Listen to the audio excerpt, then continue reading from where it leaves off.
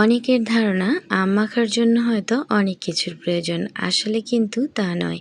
আমি আজকে আপনাদেরকে ঘরোয়া স্টাইলে একেবারে ভিন্নভাবে আম মেখে দেখাবো, আর সেটা খেতেও কিন্তু খুবই সুস্বাদু। আমি আজকে তৈরি করেছিলাম, সেটাই আপনাদের সাথে শেয়ার করলাম। ভালো লাগলে অবশ্যই লাইক, কমেন্ট, শেয়ার করবেন। অন্যদেরকে দেখার সুযোগ করে দিবেন। চলুন তাহলে ভিডিওটি দেখে নেই। আসসালামু আলাইকুম। হাই এভরিওয়ান, কেমন আছেন সবাই? আমি ভালো আছি আলহামদুলিল্লাহ। দেখতেই পাচ্ছেন কতটা ইয়ামি লাগছে। আম মাখার জন্য নিয়ে নিলাম ৪ চা চামচ চিনি। আসলে এটা যে যার স্বাদ অনুযায়ী নিবে, তবে আমি আমার স্বাদ অনুযায়ী নিয়ে নিচ্ছি। এরপরে এখানে নিয়ে নিচ্ছি শুকনো মরিচ, শুকনো ডালায় ভেজে গুঁড়ো করে নিয়েছিলাম, সেখান থেকে 1/2 চা চামচ নিয়ে নিচ্ছি। বিট লবণ 1/2 চা চামচের একটু কম হবে। আর সে সাথে নিয়ে নিচ্ছি লবণ স্বাদ অনুযায়ী।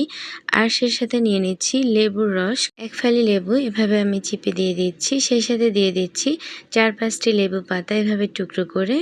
এবার এই সব কিছু খুব ভালোভাবে হাত দিয়ে কষলে কষলে মাখিয়ে নিচ্ছি, যাতে এই সব কিছু খুব ভালোভাবে মিশে যায়।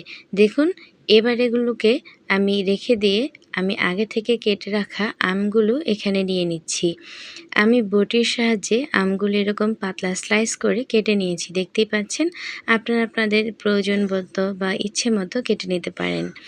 এবার এগুলোকে আমি হাত দিয়ে খুব ভালো করে কষলে কষলে মাখিয়ে নিব। হাত দিয়ে এমনভাবে মাখাবো যাতে আমগুলো সফট হয়ে আসে, না হয় কিন্তু খেতে ভালো লাগবে না যদি এরকম শক্ত শক্ত বা আস্ত থেকে যায়। দেখে বুঝতে পারছেন বা আন্দাজ করতে পারছেন আমি কিভাবে মেখে নিচ্ছি। যদি আমার পদ্ধতি আপনাদের ভালো লাগে বা মাখাটা আপনাদের পছন্দ হয়ে থাকে, তাহলে অবশ্যই লাইক, কমেন্টস করবেন, অন্যদেরকে দেখার সুযোগ করে দিবেন। আপনাদের একটা কমেন্টস আর লাইক আমাদেরকে অনেকটা উৎসাহিত করে। চেষ্টা করব আমরা পরবর্তীতে আপনাদেরকে আরও ভালো কিছু দেওয়ার জন্য। দেখুন, অনেকক্ষণ আমি এভাবে হাত দিয়ে ডলে নেওয়ার পরে এই পর্যায়ে চলে এসেছে।